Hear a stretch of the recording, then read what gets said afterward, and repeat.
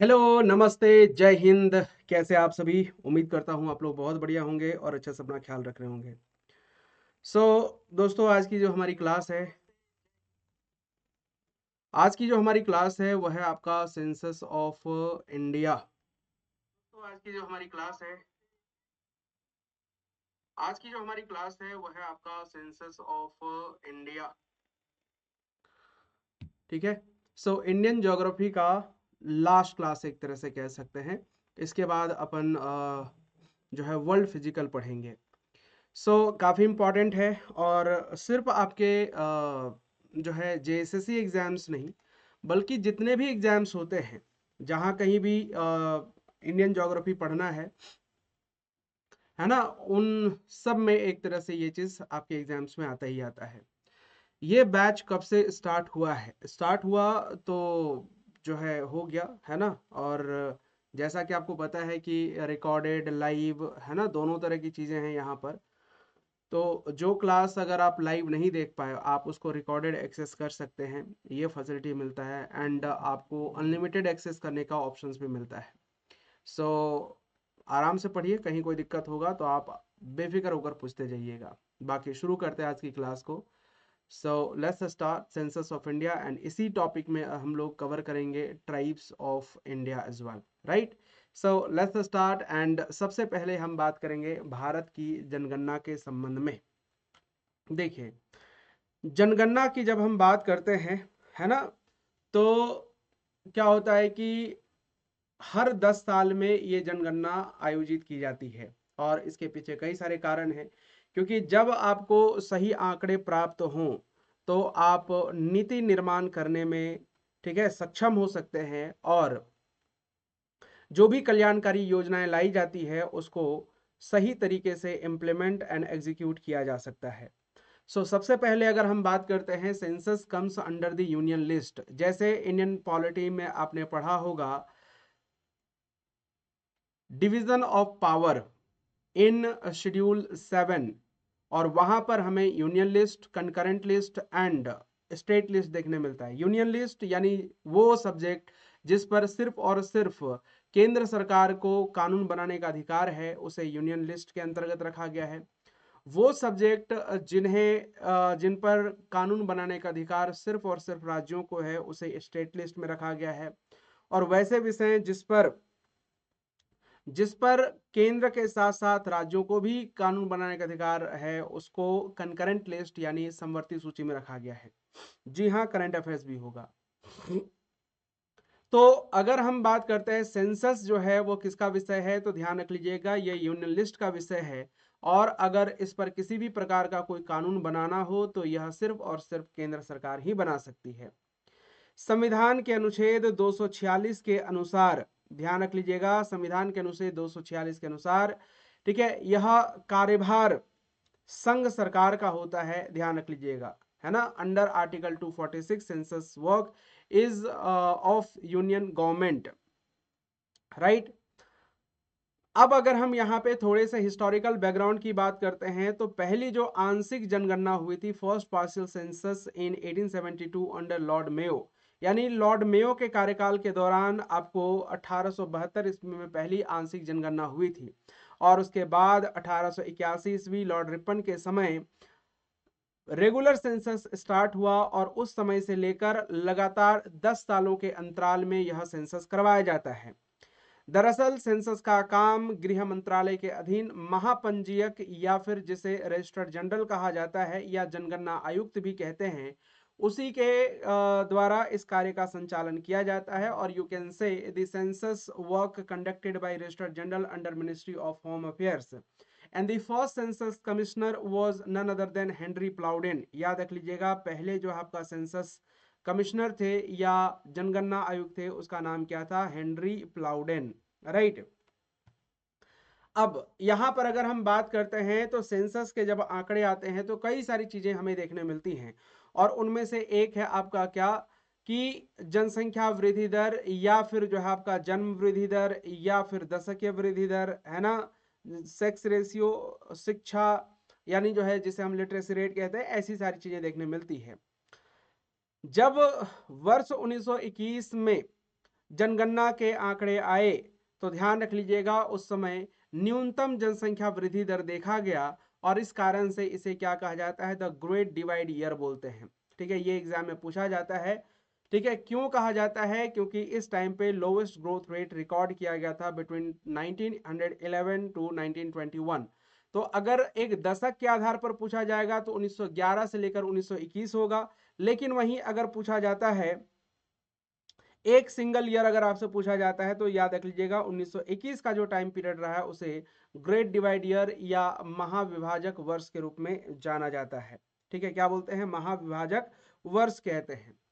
वहीं micro divide year या लघु विभाजक वर्ष की जब हम बात करते हैं तो 1951 यानी आजादी के बाद जब पहली जनगणना हुई 1951 ईस्वी में, तो उसे कहा जाता है माइक्रो डिवाइड ईयर, बिकॉज यहां पर हाईएस्ट बर्थ रेट रिकॉर्ड किया गया था। ठीक है, हाईएस्ट बर्थ रेट रिकॉर्ड किया गया था, इस कारण से इसे माइक्रो डिवाइड ईयर के रूप में जानते हैं। आगे कुछ और चीजें हैं जो कि आप सभी को जानना चाहिए। पहली स्वतंत्र भारत की जनगणना हुई कब, आपका 1951 ईस्वी में, जहां पर टोटल 14 प्रश्न थे, यानी first census of independent India in 1951 with 14 questions. अब कहेंगे ये 14 क्वेश्चंस या क्वेश्चंस क्या होते हैं सर, तो जैसे मान लेते हैं टोटल पॉपुलेशन, ये एक क्वेश्चन हो गया, total mail population, total female population, literacy rate, mail literacy rate, female literacy rate, ऐसे करके टोटल जो है कितने 14 क्वेश्चंस थे। हालांकि समय के साथ चीजें बदलती हैं और याद रखिएगा लास्ट जो जनगणना हुई 2011 में, इसमें कुल 29 प्रश्न शामिल थे, है ना, टोटल 29 क्वेश्चन शामिल थे। 2001 की जनगणना भारत की पहली पूर्ण कंप्यूटरीकृत जनगणना थी दोस्तों, यानी जो है आपका फुल्ली कंप्यूटराइज सेंसस एक तरह से किया गया था। और अब जो भी सेंसस होते हैं वो लाइक तकनीकी चीजों का प्रयोग करके ही किया जाता है। अभी देखिएगा 2021 का जनगणना जो होना था, हालांकि कोविड-19 के कारण से नहीं हो पाया, तो अगर आप उसमें देखिएगा तो वो उसके लिए बकायदा लाइक पोर्टल भी बनाया गया था, अलग से आप देखेंगे उसके लिए एप्लीकेशन भी बनाया गया था और उसके थ्रू एक तरह से सेंसस होना था, लेकिन कोविड के कारण से नहीं हो पाया। 15वीं राष्ट्रीय जनगणना और स्वतंत्रता के बाद 7वीं जनगणना जो है वो कौन सी है, वो है आपका 2011 की जनगणना। ठीक है, यानी 2011 सेंसस जो है वो 15th नेशनल सेंसस एंड जो आपका 7th आफ्टर इंडिपेंडेंस के रूप में देखा जाएगा। अब इसका आदर्श वाक्य क्या है सर, तो याद रख लीजिएगा इसका आदर्श वाक्य हमारी जनगणना हमारा भविष्य, यानी आर सेंसस आर फ्यूचर, इस नाम से, मतलब ये इसका आदर्श वाक्य था या मोटो आप इसको कह सकते हैं।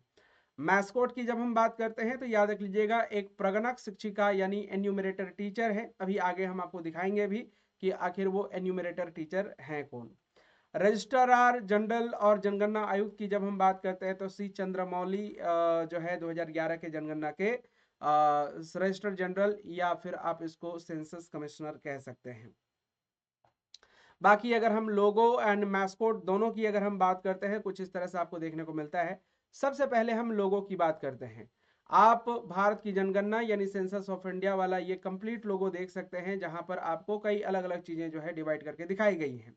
सबसे पहले अगर हम इसका इंटरप्रिटेशन की अगर हम बात करते हैं तो ये जो घर जैसा बना हुआ ये house listing and housing census को दिखाता है, यानी घर और जो है आपका जो घरों की सूची है उसको दिखाता है ये। वहीं एक जो है महिला का तस्वीर या महिला की आकृति देखने मिलेगा जो एडल्ट फीमेल यानी एक वयस्क महिला को दिखाता है। वहीं जो है एक जो है ये फीमेल चाइल्ड को दिखाता है, जबकि ये जो बड़ा वाला जो आप पुरुष आप देखते हैं ये एडल्ट मेल को दिखाता है और ये जो है आपका मेल चाइल्ड को दिखाता है। तो जैसे एक कंसेप्ट है ना इंडिया में कि हम दो हमारे दो, वही चीज है आपका यहाँ पर भी सेंसस वाले ये भाग में भी आपको देखने मिलेगा। तो जैसे आप यहाँ पे देख सकते हैं, यहाँ पर महिला, पुरुष, ठीक है, और जो है और उसके दो बच्चे आपको देखने को मिलेंगे। ठीक है, इससे ज्यादा आपको कुछ नहीं देखने मिलेगा। और ये सब एक साथ किस चीज को दिखाता है, इंपावरमेंट को दिखाता है। आप देखिएगा सबसे पहले मेल चाइल्ड, मतलब सबसे अगर टॉप पे देखेंगे तो हमें एडल्ट फीमेल, उसके बाद जो फीमेल चाइल्ड, फिर एडल्ट मेल और उसके नीचे फिर आपको मेल चाइल्ड देखने मिलेगा। इसके अलावा एक स्टार है, ठीक है, जिसमें 10 पॉइंट्स हैं, है ना, 10 points which represent Daniel census, यानी जो दशकीय जनसंख्या है उस इसको जनगणना है उस इसको रिप्रेजेंट करता है। और इसके अलावा ये कई सारे लोगों का समूह ये बताता है कि जो है आपका इंक्लूसिव ग्रोथ के लिए, है ना, लोगों की भागीदारी, है ना, ध्यान रख लीजिएगा। So people participation for the inclusive growth, यानी जो है समावेशी विकास के लिए लोगों की भागीदारी। हम इसको अगर हिंदी में कहेंगे तो क्या कहेंगे, इसको कहेंगे समावेशी विकास के लिए लोगों की भागीदारी। समावेशी विकास के लिए जन भागीदारी या लोगों की भागीदारी आप ये भी कह सकते हैं, ठीक है, कोई दिक्कत नहीं, है ना। और ये जो है आपका ये दिखाता है आपका दशकीय जनगणना को, ठीक है, याद रखेंगे। चलिए अब ये जो है द फेस ऑफ सेंसस 2011, ये एन्यूमरेटर टीचर, जब हम एक तरह से बात करते हैं प्रगणक शिक्षिका, तो यही है वो प्रगणक शिक्षिका। और इसके साथ ही आप यहाँ पे नीचे में देखेंगे लोगो, और लोगो के नीचे लिखा हुआ है आर सेंसस आर फ्यूचर, ठीक है, आर सेंसस आर फ्यूचर आपको नीचे देखने को मिलेगा। चलिए अब बात करते हैं कुछ आंकड़ों की, और ये आंकड़े 2011 की जनगणना के अनुसार ही हैं। जनसंख्या की जब हम बात करते हैं तो कुल जनसंख्या 1.21 अरब, यानी जो है आपका 121 करोड़, ठीक है, ध्यान रख लीजिएगा। दशक वार वृद्धि की जब हम बात करते हैं तो ये 17.7% की बढ़ोतरी हुई है, ठीक है, जहां पर अगर हम बात करते हैं 181 मिलियन जो है जनसंख्या में वृद्धि हुई। विश्व की जनसंख्या का ये 17.5%। अब आप कहेंगे कि सर, ठीक है, पिछले साल के रिपोर्ट के अनुसार अगर आप देखेंगे तो जून 2024 तक विश्व की जनसंख्या का लगभग 18% भारत की जनसंख्या है, लेकिन वो सेंसस के आधार पर नहीं है, वो जो है आपका सर्वे के आधार पर है। हम यहाँ सेंसस के आधार पर देखेंगे तो 17.5 ही आपको याद रखना पड़ेगा। और अगर हम भूमि की बात करते हैं तो भूमि का 2.4% है।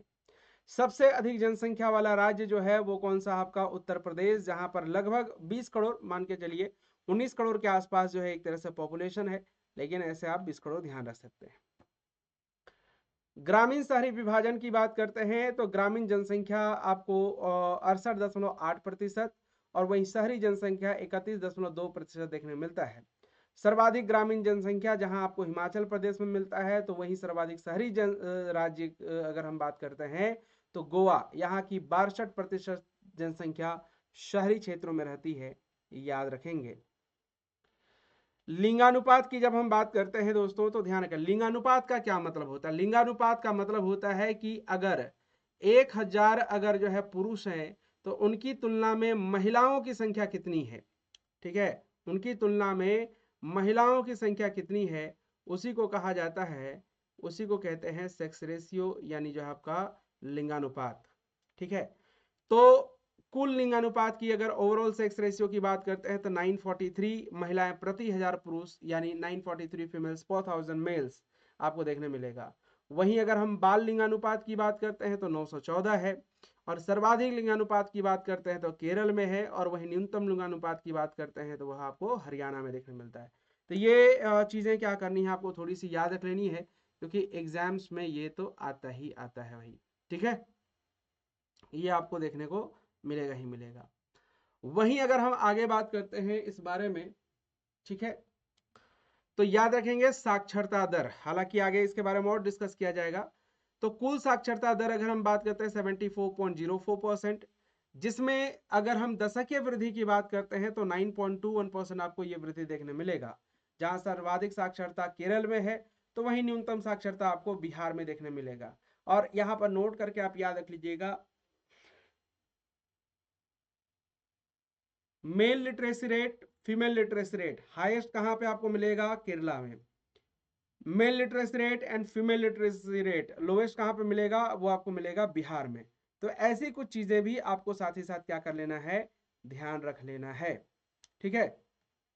चलिए अब आगे बात करते हैं और अगला है जनसंख्या घनत्व।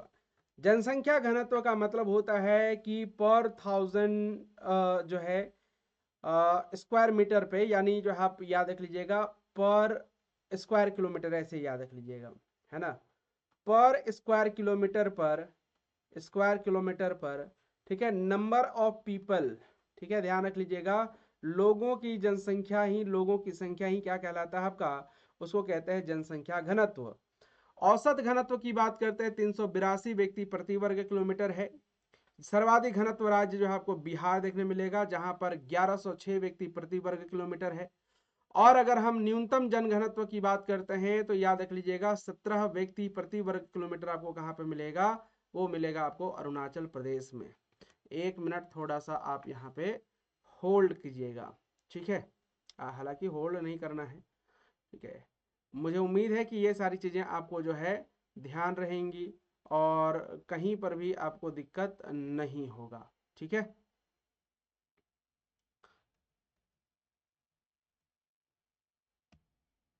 चलिए, तो पर स्क्वायर किलोमीटर में जितने लोग रहते हैं उसी को क्या कहा जाता है, जनसंख्या घनत्व कहते हैं। और सबसे ज़्यादा जनसंख्या घनत्व आपको कहाँ पे मिलेगा, वो मिलता है बिहार में।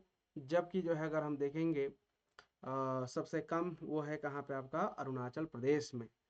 और अगर हम यहाँ पे बात करेंगे सर्वाधिक जनसंख्या घनत्व वाला केंद्र शासित प्रदेश, वो है आपका दिल्ली, जहाँ पे 11,320 लोग प्रति स्क्वायर किलोमीटर में रहते हैं, ठीक है, अगर केंद्र शासित प्रदेशों की जब हम बात करते हैं तो। चलिए, अब यहाँ पर पॉपुलेशन एंड इट्स ग्रोथ, ये वाला आंकड़ा थोड़ा सा यहाँ पे देखते हैं और समझने की कोशिश करते हैं आखिर ये है क्या, ठीक है। चलिए, अब ये ऐसा नहीं है कि आपको ये याद रखना है या रट्टा मारना है, ये जस्ट आप समझते जाइए। देखिए, मैं आपको बता देता हूं कि एक हमने पढ़ा था 1921। 1921 में देखिएगा तो जनसंख्या जो है वो किस में चला गया था, माइनस में चला गया था। किस में चला गया था, माइनस में चला गया था दोस्तों। और इसी के कारण से इसको क्या कहा जाता है, इसको ग्रेट डिवाइड ईयर बोलते हैं। क्या बोलते हैं, ग्रेट डिवाइड ईयर कहा जाता है, ठीक है। देखिए, जैसे 1911 में 25,20,93,390 लोग थे, तो वहीं 1921 में कितना हो गया, 25,21,213, तो घटा ना, कितना घटा, 7,72,177 लोग यहाँ पर कम हो गए थे, ठीक है, क्योंकि यहाँ पर न्यूनतम जन्म दर एक तरह से था।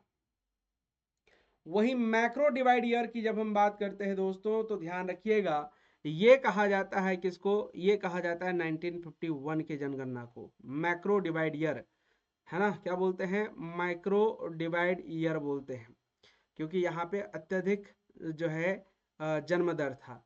तो अगर आप देखिएगा कि जो है जहाँ 31,86,60,60,580 था, वहीं जो है 1951 में बढ़ के कितना हो जाता है, 36,10,88,090। तो ये बात एक तरह से आप याद रख सकते हैं। इसके बाद आप देखिए यहाँ पे कि जनसंख्या वृद्धि दर डिकेडल ग्रोथ रेट में अगर आप देखिएगा तो 1971 के बाद से आ जाइए, ठीक है। जैसे ये यहाँ पे 21 था, इसके बाद जो है क्या हुआ कि सीधे 1971 में कितना आपका 24.80%। और यहां से जो लगातार कम होता गया है, ठीक है, लगातार कम होता गया, यानी जनसंख्या पे हमने कहीं ना कहीं कंट्रोल किया, तभी जाके लगातार कम हुआ है। तो स्टेटमेंट वाले जो क्वेश्चंस होते हैं वहां पर ये चीज पूछा जा सकता है, सो याद रख लीजिएगा, ठीक है, याद रख लेंगे। ये लगातार यहाँ पर हमें कमी देखने को मिला है, ठीक है। बाकी मुझे नहीं लगता कि और कुछ याद रखना है, ये वाला जरूर याद रख लीजिएगा, ठीक है। चलिए, आगे बात करते हैं। डिकेडल ग्रोथ रेट में एक ही चीज याद रखना है, राज्यों में सर्वाधिक कहां पे है दोस्तों, सर्वाधिक आपका मेघालय, सर्वाधिक आपको मेघालय। और अगर सबसे कम अगर आपसे पूछा जाएगा तो वो हो जाएगा आपका कौन सा, सबसे कम हो जाएगा आपका नागालैंड। आप यहाँ पे नागालैंड न्यूनतम, न्यूनतम, हालांकि केंद्र शासित प्रदेशों में अगर हम देखेंगे तो सर्वाधिक जो है किसका है, दादरा एंड नगर हवेली का, जो 55.5% है, याद रखेंगे। ठीक है, दादरा एंड नगर हवेली का सर्वाधिक। ठीक है, चलिए आगे बात करते हैं राज्यों और केंद्र शासित प्रदेशों का जनसंख्या हिस्सा। देखिए सब याद रखने की जरूरत नहीं है। उत्तर प्रदेश अकेले लगभग 16% है, तो महाराष्ट्र 9, बिहार 9, वेस्ट बंगाल 9, आंध्र प्रदेश 7, मध्य प्रदेश 6, तमिलनाडु 6, राजस्थान 6, कर्नाटक 5, गुजरात 5, उड़ीसा 3, केरला 3, झारखंड 3। झारखंड का ऐसे देखिएगा तो कितना आपका 2.72% है, यानी जो इक्विवेलेंट है किसका, आपका 3% का। तो ऐसे करके आप याद रख लीजिएगा। ठीक है, बाकी इसमें कुछ रट्टा मारने की जरूरत नहीं है। अब आ जाइए यहाँ पे top 5 state with highest population. तो जैसा कि आपको बताया कि जो है लगभग 20 करोड़ के आसपास यहाँ पे पॉपुलेशन है, और वह है कौन सा, आपका उत्तर प्रदेश। वहीं सबसे कम की अगर हम बात करते हैं तो न्यूनतम आपको जो है सबसे कम कहाँ पे मिलेगा, सिक्किम में मिलेगा, महज 6 लाख है सबसे कम, और उत्तर प्रदेश में सर्वाधिक। ठीक है, बाकी इसमें कुछ नहीं याद रखना है। हाईएस्ट पॉपुलेटेड डिस्ट्रिक्ट्स की जब हम बात करते हैं तो याद रख लीजिएगा। ठीक है, भारत का सबसे अधिक आबादी वाला जिला कौन सा है, थाने। थाने कहाँ पे है दोस्तों, ये है महाराष्ट्र में। 1.1 करोड़ आपको पॉपुलेशन सिर्फ महाराष्ट्र के थाने का देखने मिलेगा, महाराष्ट्र का। और वहीं सेकंड नंबर पे आता है कौन सा, नॉर्थ 24 परगना, जो कि कहाँ पे स्थित है, पश्चिम बंगाल में स्थित है दोस्तों। कहाँ पे है, वेस्ट बंगाल में स्थित है, जो 1.01 करोड़ आपको देखने मिलता है। Lowest populated district of India, दोनों ही अरुणाचल प्रदेश के जिले हैं। एक आपका दिबांग वैली, तो दूसरा आपका कौन सा, अंजाव।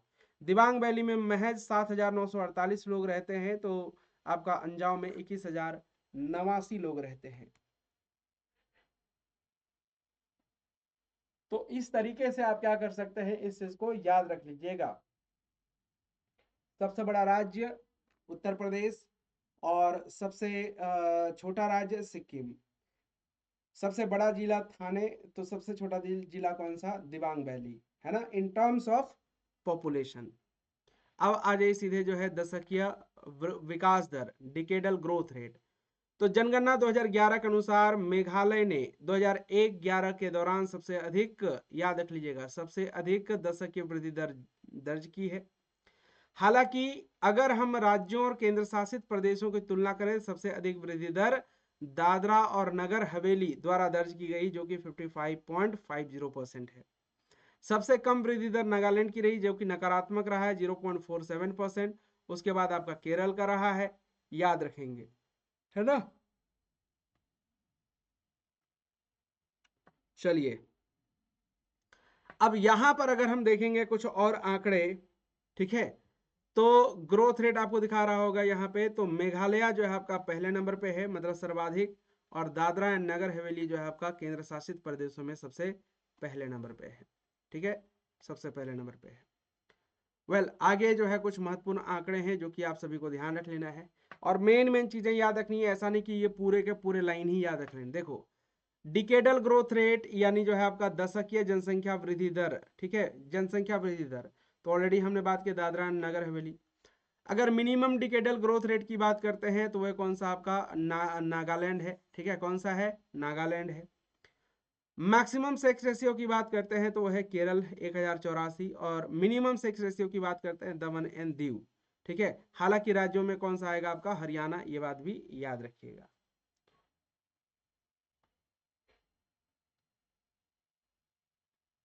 आगे बात करते हैं मैक्सिमम लिटरेसी रेट।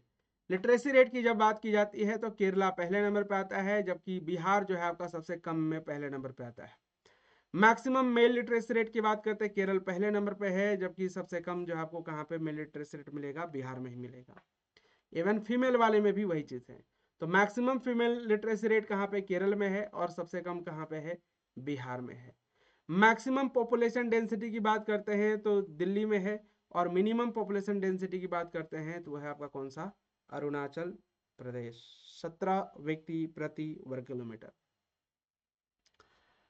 धार्मिक जनसंख्या पर डेटा अगस्त 2015 में जारी किया गया था, और ये धार्मिक आंकड़े ये बताते हैं कि आखिर किस समुदाय, किस रिलीजियस कम्युनिटी का पॉपुलेशन सबसे ज्यादा और सबसे कम है।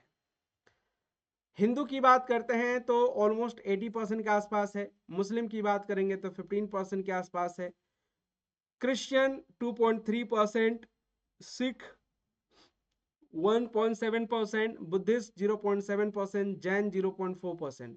अब एग्जाम में जो पूछा गया था एक बार कि किस धार्मिक समुदाय का पॉपुलेशन सबसे कम है, तो वह आपका जैन समुदाय का 0.45%, याद रखेंगे। ठीक है, यहां तक मुझे उम्मीद है कि किसी को कोई दिक्कत नहीं हुई होगी। ठीक है, अगर कोई सवाल है तो आप पूछ लीजिए, है ना, पूछ लीजिए आप।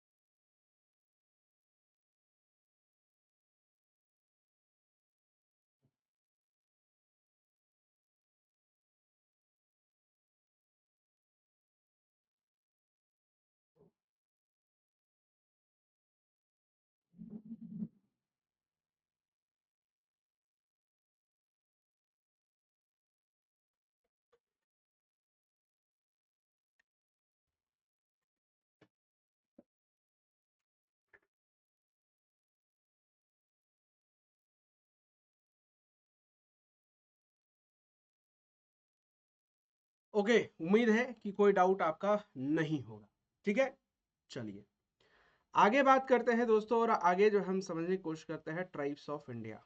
ठीक है, छोटा सा टॉपिक है, एक एक करके बात करते हैं इसके बारे में। सबसे पहले समझते हैं जनजाति है क्या।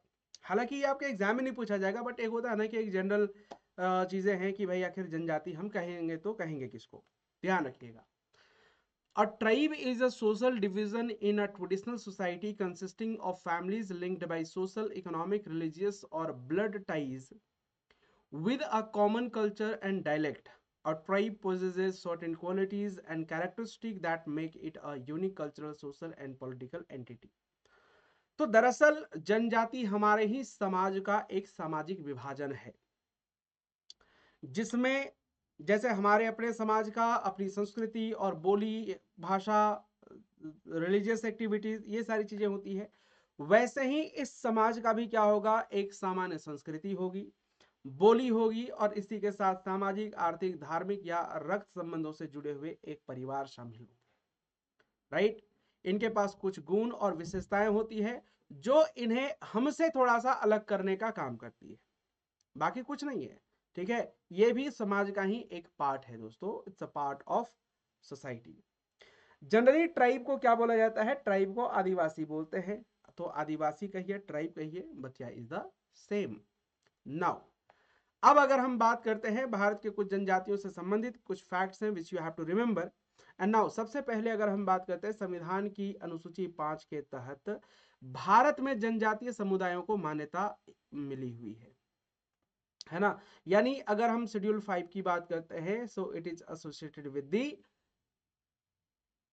Tribal community. राइट, याद रखिएगा, संविधान द्वारा मान्यता प्राप्त जनजातियां ही अनुसूचित जनजाति कहलाती हैं। यानी अगर हम जब बात करते हैं कि आखिर ट्राइब्स हम किसको कहेंगे, शेड्यूल ट्राइब किसको कहेंगे, सो याद रखिएगा, tribes recognised by the constitution are known as schedule tribe. Bharat में तकरीबन 698 शेड्यूल्ड ट्राइब है, ठीक है, 2006 के डेटा के अनुसार। 2011 के जनगणना के अनुसार अनुसूचित जनजातियों की कुल जनसंख्या 10.43 करोड़ है, जो कि देश की कुल जनसंख्या का 8.6% आपको देखने मिलेगा।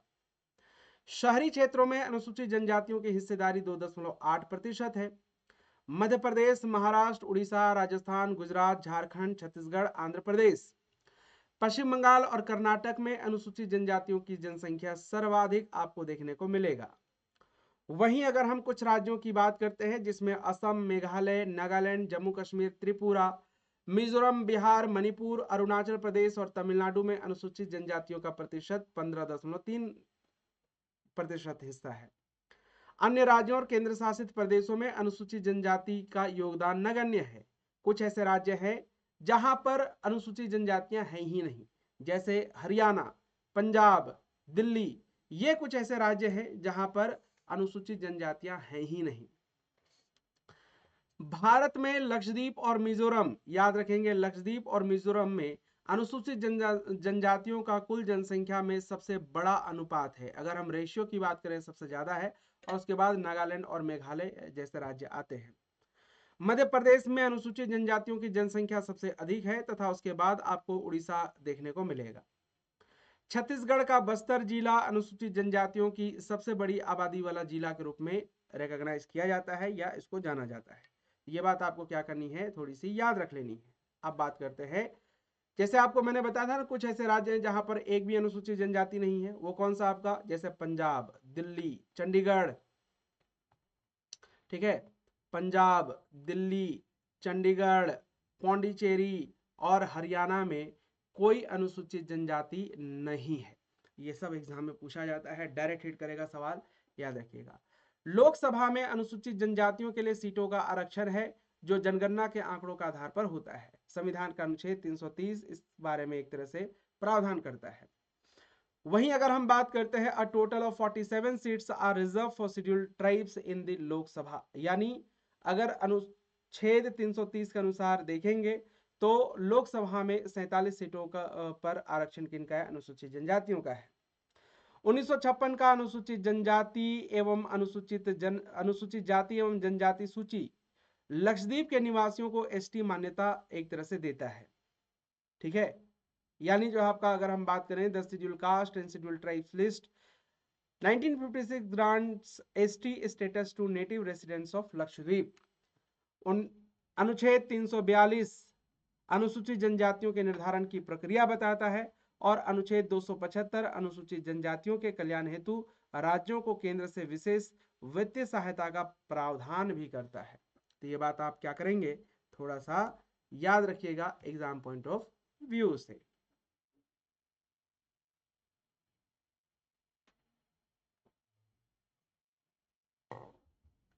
ठीक है, आगे बात करते हैं भारत में जो जनजातियां हैं उनके बारे में।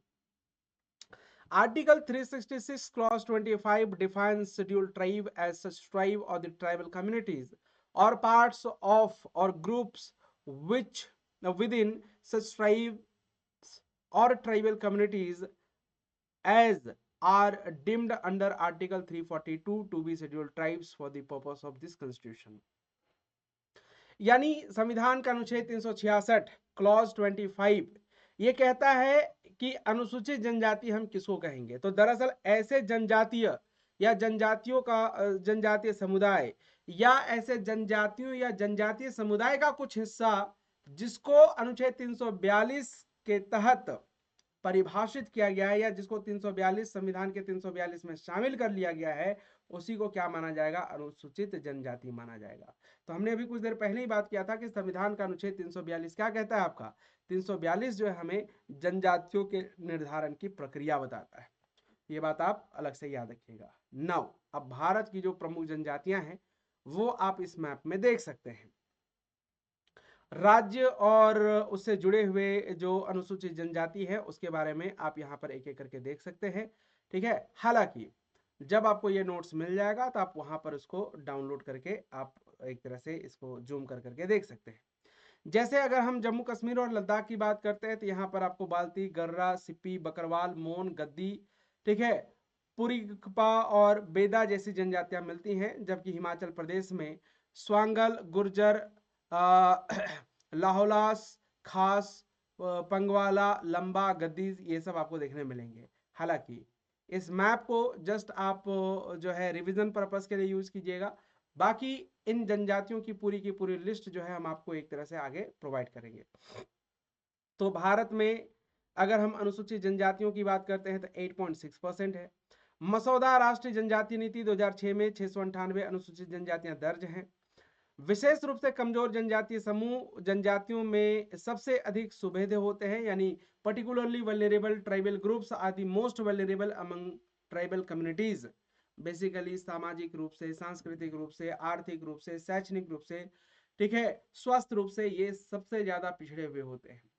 75 पीवीटीजीज में सबसे 75 पीवीटीजीज के साथ जो है सर्वाधिक संख्या कहाँ पे आपका उड़ीसा में है।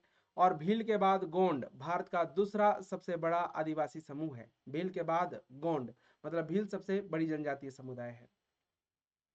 भारत में सबसे अधिक आदिवासी जनसंख्या मध्य प्रदेश में है। संथाल भारत की सबसे पुरानी जनजाति मानी जाती है।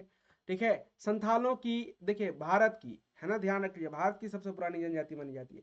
संथालों की शासन प्रणाली माझी परगना स्थानीय स्वशासन के समान है, यानी जो लोकल गवर्नेंस सिस्टम होता है उसी के समान आपको ये देखने को मिलता है।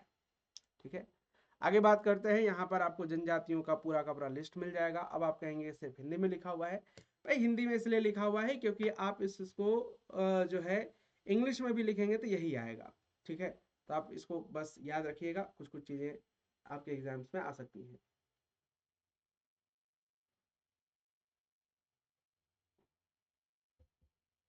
ठीक है, तो मैं इसको न पढ़ के सीधे मैं आगे बढ़ता हूँ, है ना, क्योंकि पूरी लिस्ट है, लिस्ट को पढ़ने का कोई सेंस नहीं बनता है ना। आप बस इसको देख लीजिएगा। अब एक एक करके आते हैं अन्य जनजातियों पर। अगर हम यहाँ पे बात करें तो ध्यान रख लीजिएगा, भील जनजाति जो कि भारत की सबसे बड़ी जनजाति है, याद रखिएगा। तो भील नाम बिल्लू से आया है और इसका अर्थ होता है धनुष। ठीक है, इसका अर्थ होता है धनुष, और यह भारत की सबसे बड़ी जनजाति है दोस्तों। यह मेनली राजस्थान, आंध्र प्रदेश, छत्तीसगढ़, गुजरात, महाराष्ट्र, कर्नाटक एवं त्रिपुरा जैसे राज्यों में पाई जाती है। ठीक है, तो बस इतना सा याद रखिएगा। अगला है गोंड जनजाति। यह भारत की दूसरी सबसे बड़ी जनजाति है जो कि भारत के 13 राज्यों में निवास करती है। गोंड शब्द तेलुगु शब्द कोंडा से आया हुआ है और इसका अर्थ होता है पहाड़ी, है ना, इसका अर्थ होता है पहाड़ी। भील जनजाति द्रविड़ परिवार की जनजाति है और इसकी भाषा को गोंडी कहा जाता है, ध्यान रखिएगा। भूत प्रेत और जादू टोना में अत्यधिक ये जनजातियां विश्वास करती हैं। वहीं आगे बात करते हैं संथाल जनजाति। संथाल जनजाति के लोग कुशल कृषक एवं उत्तम शिकारी होते हैं। भारत में पाई जाने वाली तीसरी सबसे बड़ी आबादी वाली जनजाति है और यह मुख्यतः झारखंड, बिहार, मध्य प्रदेश, पश्चिम बंगाल और असम जैसे राज्यों में पाई जाती है। इसके अलावा अगर हम बात करते हैं मुंडा जनजाति, तो मुंडा का मूल निवास स्थान तिब्बत बताया जाता है कि जो है ये लोग तिब्बत में रहते थे और वहीं से इनका आगमन जो है झारखंड क्षेत्र में हुआ। और याद रखिएगा, यह जनजाति पूरे भारत में सिर्फ और सिर्फ झारखंड में पाई जाती है। त्रिपुरा में इन्हें मुरा और मध्य प्रदेश में इन्हें मुदास के नाम से जाना जाता है, लेकिन ऐसे झारखंड में आप देखिएगा केवल मुंडा बोलते हैं। मुंडा जनजाति की भाषा स्वयं मुंडा ही है। हालांकि मुंडा का मतलब होता है विशेष व्यक्ति या फिर political head of the village. Munda जनजाति मुख्य रूप से झारखंड में निवास करती है। ठीक है, तो एक ओरिजिनल इनहैबिटेंट्स हैं ये मुंडा ट्राइब झारखंड के। बोडो, बोडो जनजाति मूल रूप से भारत के असम राज्य में निवास करती है। ये लोग बोडो भाषा बोलते हैं जो तिब्बत वर्मा भाषा परिवार की ही एक शाखा है। बोडो जनजाति समूह कछारी, गारो, मेच, डिमसा आदि कई जनजातियों से मिलकर बना हुआ है। अब यहाँ पर देखिए, ये जो फोटो आप देख रहे हैं ना, तो फोटो भी जो है आपका बोडो ट्राइब का ही है। लेकिन अब देखो, अगर कई बार होता है कि आपके दिमाग में ये चीज हो सकता है कि न डाइजेस्ट हो सके कि जो है ट्राइब ऐसे हो सकते हैं क्या? जी बिल्कुल। ठीक है, क्योंकि हमारे दिमाग में चलता है ट्राइब मतलब थोड़े डार्क कॉम्प्लेक्शन के होंगे, ठीक है, देखने में उतने अच्छे नहीं दिखाई देंगे, लाइक जैसा हमारा दिमाग एक्सेप्ट कर चुका है कि सुंदर किसको कहा जाएगा उस तरीके से, लेकिन भाई ये भी ट्राइब ही है, ध्यान रखेंगे, है ना।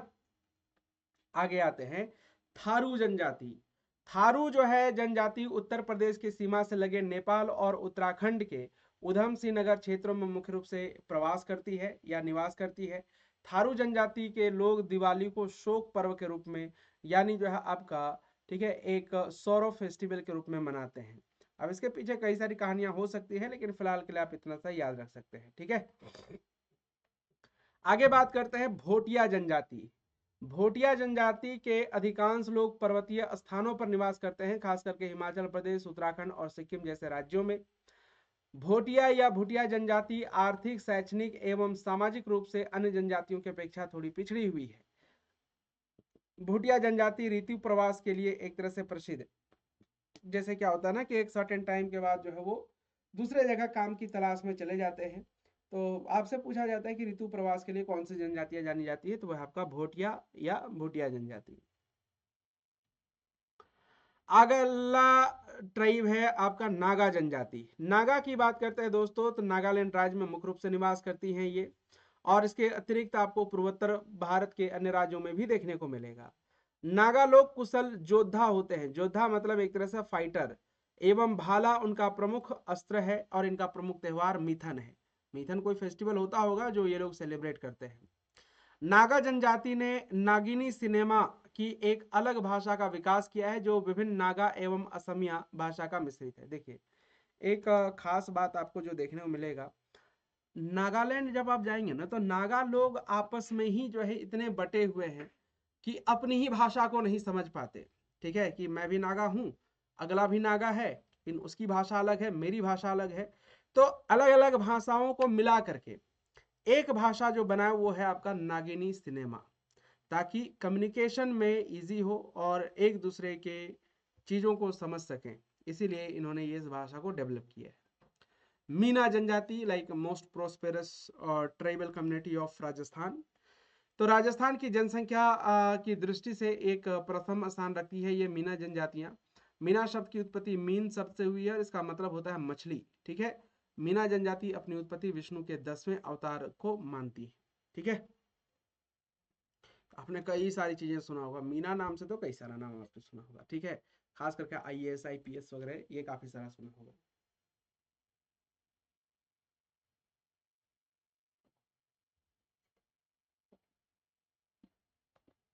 चलिए आगे बात करते हैं, वो है आपका टोडा जनजाति।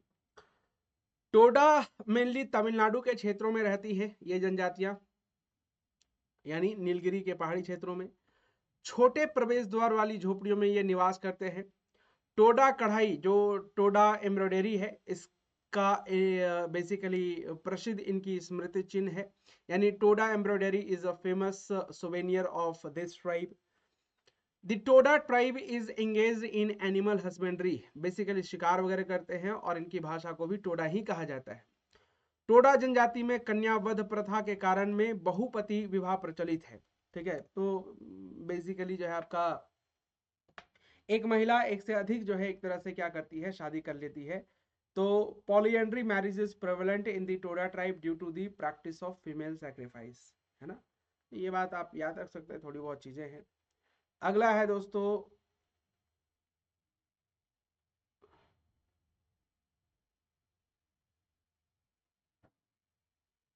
ठीक है, अगला है आपका बडागा। बडागा की बात करें, आप कहेंगे साई पल्लवी का फोटो लगाया हुआ आपने। साई पल्लवी इसी ट्राइबल कम्युनिटी के घर में, मतलब मेरे ख्याल से गई थी, या फिर ये खुद जो है एक तरह से इसी कम्युनिटी से आती हैं, है ना। देख लीजिएगा अगर वैसा होगा तो ये तमिलनाडु के क्षेत्रों में एक तरह से रहते हैं। ठीक है, नीलगिरी में रहते हैं और बदगू भाषा बोलते हैं। बदगू, बडागा है तो बदगू भाषा बोलते हैं। 12वीं सदी के लिंगायत शरणार्थियों के वंशज माने जाते हैं ये। और पुरुषों का पहनावा थंडू कहलाता है, जबकि महिलाओं का पहनावा क्या कहलाता है, सीली कहलाता है ना। अपने संस्थापक पूर्वजों को भगवान की तरह पूजते हैं, और श्री मरियम्मन मंदिर ऊटी का रथ उत्सव जो है इसी जनजातियों के लिए प्रसिद्ध है। ठीक है, जो कि तमिलनाडु में होता है। अगला है बोडो कचारी। बोडो कचारी की जब हम बात करते हैं, असम और अरुणाचल प्रदेश के क्षेत्रों में रहते हैं।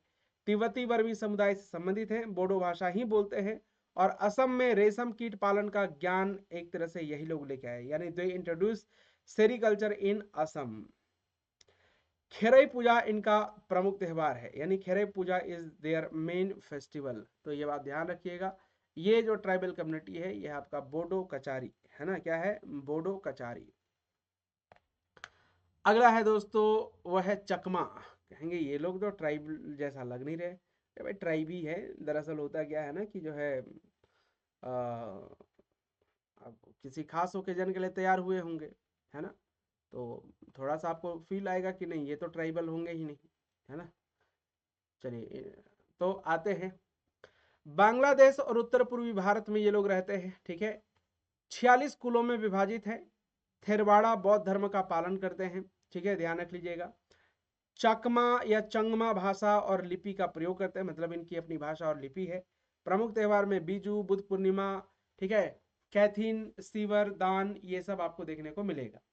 बांस और लकड़ी के मोनोघरा घरों में रहते हैं, यानी they live in bamboo and wooden मोनोघरा हाउसेस, इनके घर को बोलते हैं, याद रखिएगा। इसके बाद है दोस्तों लेपचा। पश्चिम बंगाल, नेपाल, भूटान के क्षेत्रों में ये लेपचा जनजातियां पाई जाती है, इवन सिक्किम वगैरह में भी खुद को भगवान की संतान मानते हैं। लेपचा भाषा लाइक एक लिपि रहित भाषा है, बोलते हैं। मुख्य फसलों में इलायची, संतरा, चावल ये सब उगाते हैं और पारंपरिक वीणा संगीत और टोकरी कला एक तरह से इस जनजातियों में प्रसिद्ध है। अगला है इरुला। इरुला जनजाति, भाई ये सब जो है ना, आपने एक मूवी देखा होगा जय भीम, ठीक है, एक मूवी आपने देखा होगा, अगर नहीं देखा है आपने तो आप एक बार जरूर देखिएगा। जय भीम मूवी में जो है आपको इसी इरुला जनजाति के बारे में बात की गई है। तो तमिलनाडु के जो है क्षेत्रों में, और वो जो जय भीम है ना वो सच्ची घटना पर आधारित है, ठीक है, बेस्ड ऑन ट्रू स्टोरी। के चंद्रू नामक एक जो है एडवोकेट थे, हालांकि बाद में मद्रास हाई कोर्ट के वो ये भी बनते हैं, क्या बोलते हैं उसको, जज भी बनते हैं, है ना। तो जो है उन्होंने ही ये केस लड़ा था। खैर देखिएगा, आपको अच्छा लगेगा। नीलगिरी क्षेत्र में ये लोग भी रहते हैं, सांप और चूहों को पकड़ने के लिए माहिर है। और दरअसल ये जो है ना, सांप डस जाए तो उसका इलाज भी जानते हैं ये इरुला जनजातियां। और ये जिस भाषा का प्रयोग करते हैं उसे इरुला ही कहा जाता है, ये बात भी आप याद रख लीजिएगा, ठीक है। अगली जो ट्राइब है वो है कार्बी। असम के क्षेत्रों में रहते हैं, इन्हें मिकिर भी कहा जाता है, कार्बी भाषा बोलते हैं। अरेंज मैरिज से ज्यादा लव मैरिज को ये लोग बढ़ावा देते हैं। और इनका जो त्यौहार होता है वो चोजून, हचा केजन, पेंग, करकली, ये सब कुछ प्रमुख त्यौहार आपको देखने को मिलेंगे। खासी जयंतिया मेघालय के क्षेत्रों में रहते हैं, एस्ट्रो एशियाटिक भाषा बोलते हैं, मुख्यतः ईसाई धर्म का पालन करते हैं। और इनके देवता को यूथलेन यानी जो है नाग देवता कहा जाता है, और इसी की पूजा करते हैं ये लोग, यानी दे वर्शिप द डेटी यूथलेन, that is serpent god. Ladakhi, नाम से ही पता चल रहा है, लद्दाख जम्मू कश्मीर के क्षेत्रों में रहते हैं। बौद्ध और मुस्लिम दोनों ही समुदाय हैं ये, और बहुपतित्व प्रचलित है, यानी पॉलीगेमी एक तरह से कह सकते हैं, लाइक मल्टीपल मैरिजेस करते हैं ये लोग। और त्योहारों में सांस्कृतिक परंपराओं का प्रदर्शन करना इन्हें ज्यादा पसंद आता है। मिश्मी जनजातियों की बात करते हैं दोस्तों, तो ये अरुणाचल प्रदेश में रहते हैं। भगवान कृष्ण की पत्नी रुक्मिणी से संबंध है, ये ऐसा इनका मानना है। नृत्य और नाटक में कृष्ण रुक्मिणी विवाह की झलक एक तरह से आपको देखने को मिलेगी, तो ये बात एक तरह से याद रख लीजिएगा। मिश्मी जनजातियां। राउते उत्तर भारत और नेपाल में मिली इन जनजातियों का निवास है। खानाबदोश जनजाति है, बंदरों का शिकार करते हैं और मृत्यु या मौसम बदलने पर स्थान बदलते हैं, ठीक है, किसी की डेथ हो गई तो स्थान बदल लिए, मृत्यु मौसम बदल गया तो स्थान बदल लिए। तो खानाबदोश लाइक नोमेडिक टाइप से रहते हैं, like nomadic tribe that hunts monkeys. Tripuri, नाम से ही पता चला त्रिपुरा के क्षेत्रों में रहते हैं। कोकबोरोक भाषा का प्रयोग करते हैं, याद रख लीजिएगा, है ना। हिंदू धर्म का पालन करते हैं। बोविस त्यौहार और विश्व नृत्य प्रसिद्ध है इनमें। और प्रसिद्ध व्यंजन में आप देखें मुया, मुया बेसिकली क्या आपका सूखी मछली को ही ये लोग मुया कहते हैं, याद रखिएगा। तो ये सारे का सारे ट्राइब एंड सेंसस वाला पार्ट होता है आपका समाप्त। मुझे उम्मीद है कि चीज़ें आपको समझ में आई होंगी, और आई होंगी तो आप आसानी से इसको बना सकते हैं। सवाल ही बनाने हैं और क्या।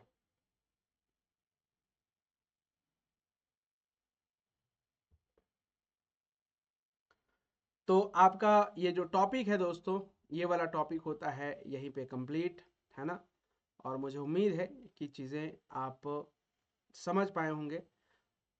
समझ पाए या नहीं समझ पाए, इस चीज़ का अंदाज़ा आपको तभी लगेगा जब आप प्रीवियस के क्वेश्चंस पेपर सॉल्व करेंगे। तो जितने भी ग्रेजुएट लेवल के एग्जाम्स होते हैं, या एक